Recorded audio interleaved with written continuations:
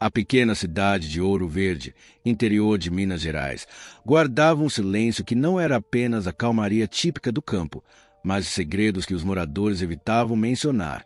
No coração dessa cidade vivia Camila, uma jovem de 27 anos, professora dedicada, marcada pela recente perda da mãe. Apesar da dor, ela era admirada por sua beleza e pela força em seguir em frente. Seu semblante doce escondia uma solidão que poucos conseguiam enxergar. Nos últimos meses, histórias estranhas começaram a circular. Jovens desapareciam sem deixar rastros e todos tinham algo em comum. Eram vistos pela última vez em lugares isolados, acompanhados de figuras enigmáticas descritas como mulheres de olhar hipnótico e voz encantadora. Alguns diziam que eram apenas lendas urbanas, mas a sensação de medo começava a sufocar os moradores. Camila, curiosa e cética, não dava ouvidos a esses relatos, até que começou a receber mensagens misteriosas em seu celular. Vozes femininas, quase sussurradas, que pareciam conhecê-la profundamente, chamando-a pelo nome e lembrando memórias que ninguém além de sua mãe saberia. No fundo, ela sabia que algo sombrio se aproximava. O ar parecia mais pesado, as noites mais longas e os sonhos que a perseguiam cada vez mais reais. Naquela atmosfera, o terror não era apenas uma lenda.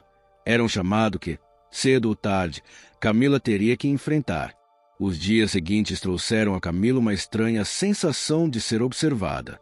Durante suas caminhadas para a escola, sentia arrepios quando passava pela antiga estrada de terra que ligava a cidade ao rio. Certa noite, ao voltar de uma reunião pedagógica, percebeu uma figura feminina parada ao longe, imóvel, como se esperasse por ela. O rosto estava oculto pela penumbra, mas os olhos brilhavam em um vermelho profundo.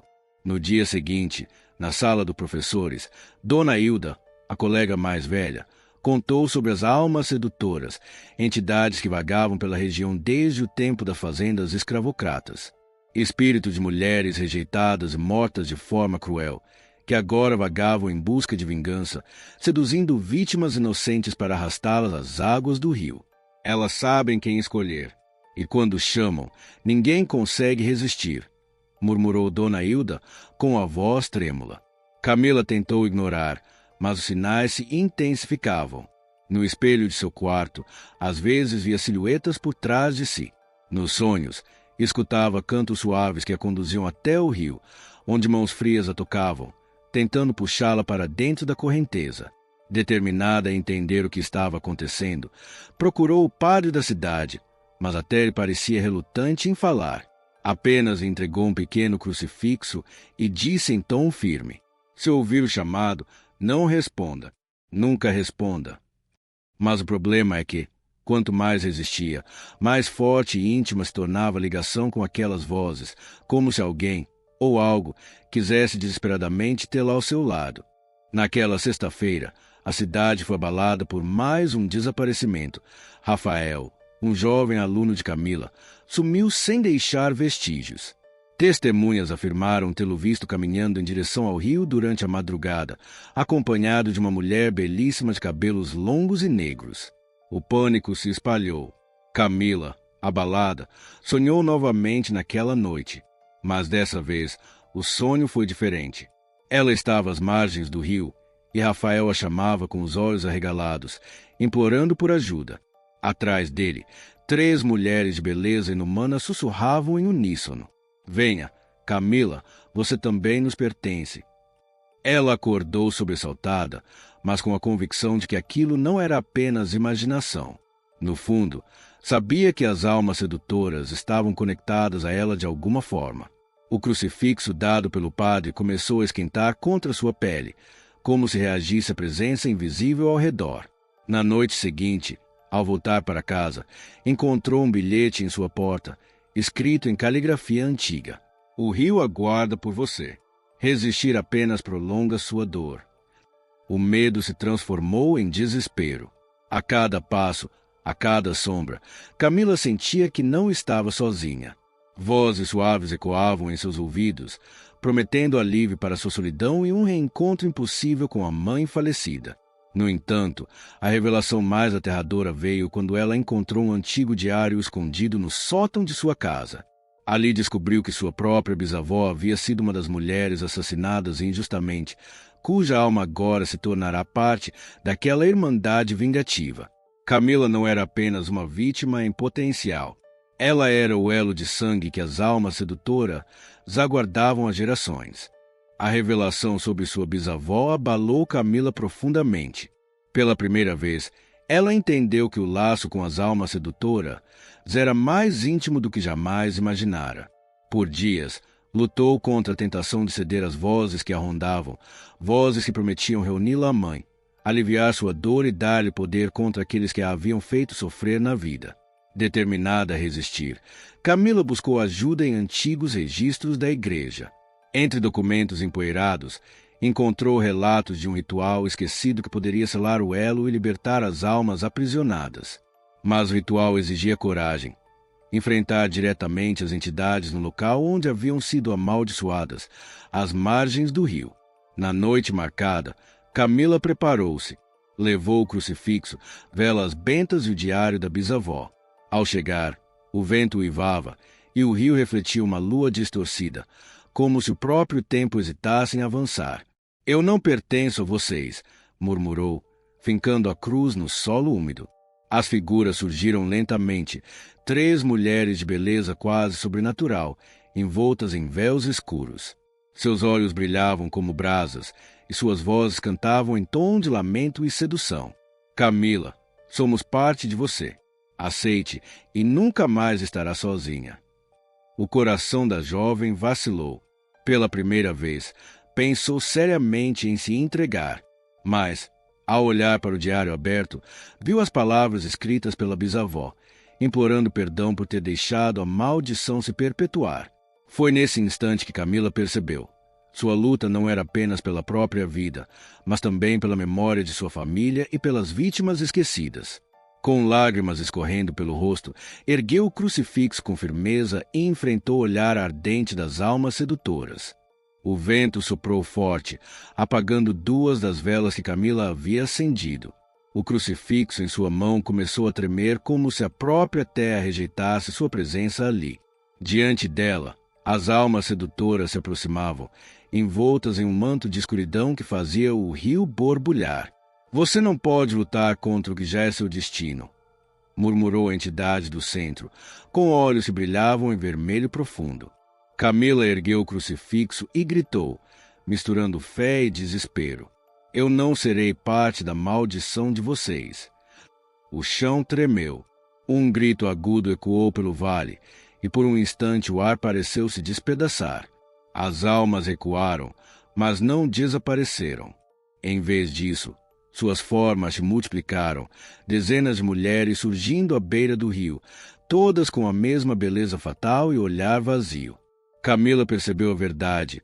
Não enfrentava apenas 3 entidades, mas todas as vítimas que haviam sucumbido ao chamado. O crucifixo queimava em sua mão, mas já não parecia suficiente. As vozes se sobrepunham, cantando em coro uma melodia irresistível. Suas pernas tremiam, o corpo pedia para se entregar, e lágrimas escorriam sem controle. De repente, no reflexo distorcido da água, Camila viu sua mãe sorrindo, com a mesma expressão de ternura de quando era criança. Filha, vem comigo, você não precisa mais sofrer. A dor esmagou seu coração. O amor e a saudade a puxavam para o abismo, enquanto sua mente gritava para resistir. Naquele instante decisivo, Camila entendeu que sua escolha definiria não apenas o próprio destino, mas também o da cidade inteira. Camila caiu de joelhos, exausta, enquanto o coro das almas sedutoras ecoava em toda a margem do rio. O crucifixo em sua mão começou a rachar, a prata se desfazendo como pó diante da força da maldição. As vozes ficaram mais doces, quase maternas, prometendo descanso, prometendo o fim de toda dor.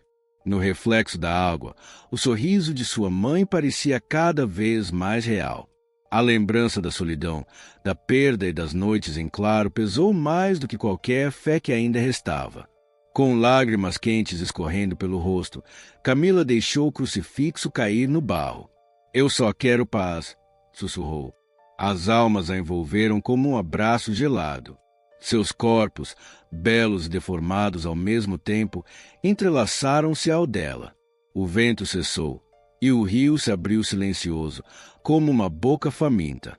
Em um último suspiro, Camila foi arrastada para dentro das águas escuras, sem chance de retorno. Na manhã seguinte, moradores encontraram apenas as velas apagadas e o crucifixo partido. O nome de Camila foi acrescentado à lista dos desaparecidos, mais um mistério que a cidade aprenderia a silenciar. Mas quem passava pela estrada à noite jurava ouvir, entre o sussurro do vento e o som da correnteza, uma nova voz se juntando ao coro das almas. Uma voz doce, terna e inescapável. Meses se passaram desde o desaparecimento de Camila. A cidade de Ouro Verde voltou à sua rotina silenciosa, como sempre acontecia após cada tragédia. Os moradores comentavam em voz baixa, evitando olhar para o rio à noite. A escola onde Camila lecionava pendurou sua foto em homenagem, um sorriso congelado que agora parecia carregar um peso de melancolia. Mas para aqueles que ousavam atravessar a estrada próxima à margem, algo novo havia surgido. As almas sedutoras não estavam mais sozinhas. Entre os cantos que ecoavam nas madrugadas, uma voz se destacava, suave, doce, com um timbre que lembrava as histórias que Camila contava aos seus alunos. Era impossível ignorá-la. Muitos diziam que essa nova presença tornará o chamado ainda mais forte, mais difícil de resistir. Rafael nunca foi encontrado, e rumores diziam que mais jovens haviam começado a sumir, atraídos pela promessa de amores impossíveis ou reencontros com entes queridos. A maldição, em vez de se enfraquecer, ganhará uma nova força. Numa noite chuvosa, Dona Hilda passou pela estrada e jurou ver, entre as sombras, a figura de Camila, de mãos dadas com 3 mulheres, todas sorrindo em silêncio. Os olhos de Camila brilhavam em vermelho profundo, mas havia também ternura naquele olhar, como se agora ela tivesse, enfim, encontrado seu lugar do outro lado. A cidade se acostumou ao medo. O rio seguiu correndo e as vozes seguiram chamando, pois quem uma vez escuta o canto das almas sedutoras jamais consegue esquecê-lo.